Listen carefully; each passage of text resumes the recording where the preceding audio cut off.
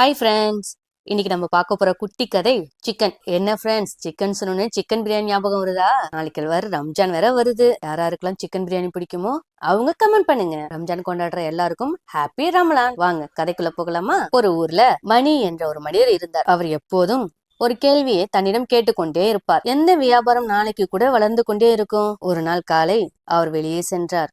சாலையோரம் ஒரு ஹோட்டல். அங்கே சிக்கன் பிரியாணி. சற்று முன்னால் ஷவர்மா கடை.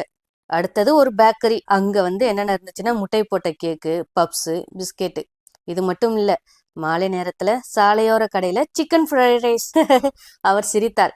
எங்க பார்த்தாலும் சிக்கன் தான். அவர் சிந்திக்கவும் ஆரம்பித்தார். ஒரு கோழி பண்ணை இருக்கிறது. அங்கிருந்து முட்டை எங்கெங்கெல்லாம் வருகிறது? முட்டை போகும் இடங்கள்லாம் எங்கெங்க?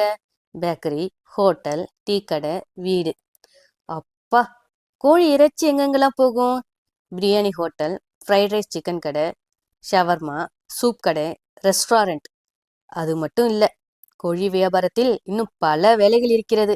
என்னென்ன?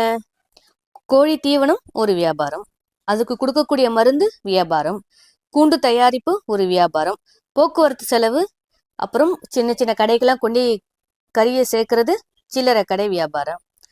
ஒரு கோழியை சுற்றி 10க்கும் மேல் வியாபாரங்கள் நடக்கிறது. அப்பா, மணி ஒரு கணக்கு போட்டார்.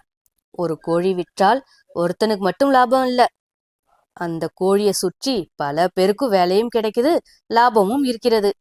அவர் ஒரு முடிவு செய்தார். நான் சிக்கன் சாப்பிட மட்டும் பார்க்க கூடாது, சிக்கன் உள்ள இருக்கும் வியாபாரத்தையும் சேர்த்து பார்க்க வேண்டும். அந்த நாளிலிருந்து அவர் வியாபாரத்தை வேறு கண்களால் பார்க்க ஆரம்பித்தார். சிக்கன்ல நன்மைகளும் இருக்கு, தீமையும் இருக்கு. சுகர் பேஷண்ட் உள்ளவங்க சிக்கனை சாப்பிடலாமா, ஆனா எண்ணெயில பொரிச்சு சாப்பிடக்கூடாது.